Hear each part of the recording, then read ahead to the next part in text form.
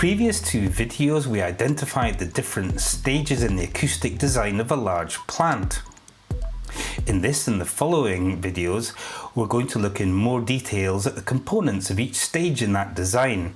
And we're going to start here by looking at the different types of noise criteria that normally apply and how these affect the acoustic design of the plant. Work area noise limits are derived to ensure a safe daily personal exposure level, or LEPD, for all operators. The LEPD is the time averaged A-weighted sound pressure level at the operator's ear, and typically this would vary as the operator moves between different work areas over an 8-hour shift. The LEPD is a single figure value that has the same numerical value as the time averaged varying signal, and in this case it's 75 dB. The LEPD for an employee can be calculated using estimated, predicted or measured noise levels in each of the areas in which they work, combined with the time that they spend in each area. Or it can be measured using a type of noise meter called a dosimeter, which is placed on an employee's shoulder close to their ear over the duration of a working day or week. In the UK, work area noise exposure limits are governed by the Noise at Work regulations, and these are defined by different action levels.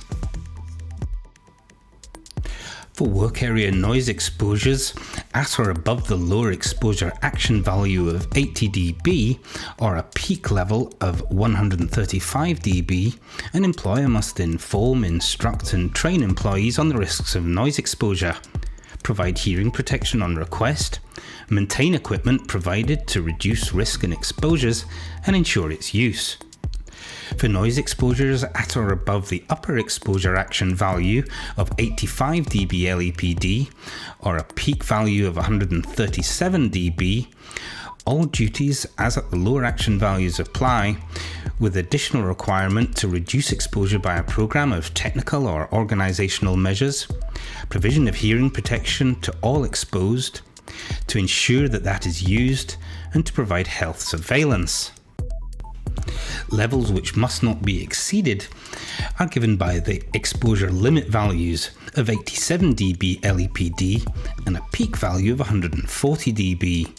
These are the maximum permitted exposures at the ear and take account of hearing protection if applicable. In order to translate these requirements into sound pressure level limits for work areas on a plant, end users will often specify 85 dB LPA as a sound pressure level limit for an 8-hour shift, or 83 dBA for a 12-hour shift to allow for the increased time in the work area. And the reason they do this is to allow for the fact that someone might be maintaining equipment in a noisy area for most or all of a shift. And if they set the limit for that area to 85 dBA or less, that will ensure that the exposure of the personnel won't exceed the upper exposure action value. Typical noise limits in areas where concentration is required include central control rooms and offices in living quarters, work area offices, local control rooms, laboratories and workshops, and electrical, instrumentation and telecom rooms. And in each of these, the HVAC contribution should be 5 dB or more below the area limit in order to allow for other noise sources, for instance break-in noise from external areas. Typical noise limits in accommodation areas will apply in cabins, the sick room, general recreation areas, the dining room and the galley. And as with the general work areas, noise limits for HVAC equipment should generally be 5 dB or more below the area limit.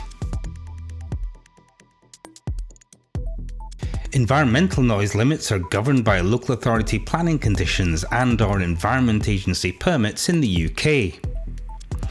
Noise from the plant is assessed against background noise levels and significance of impact at noise-sensitive receptors using guidance from documents including National Planning Policy Framework (NPPF), National Policy Statement for England (NPSE), British Standard BS 4142, Methods of Rating and Assessing Industrial and Commercial Sound, and Environmental Permitting, Horizontal Guidance Document H3 Part 2, Noise Assessment and Control.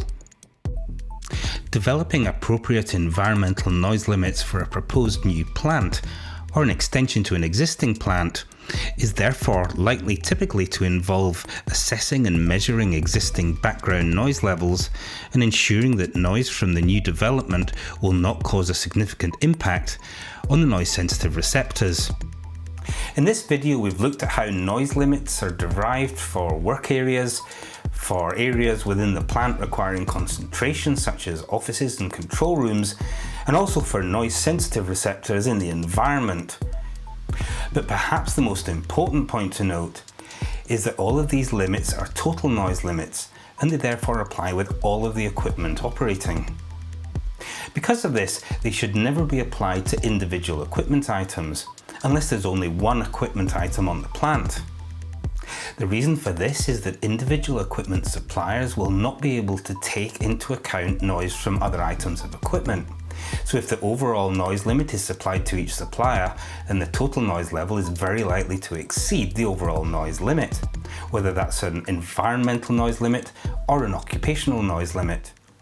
In view of this, it's very likely that the noise limits for individual items of equipment will be 5 to 10 dB below the overall noise limit that applies in the area, whether that's local to the plant or in the environment.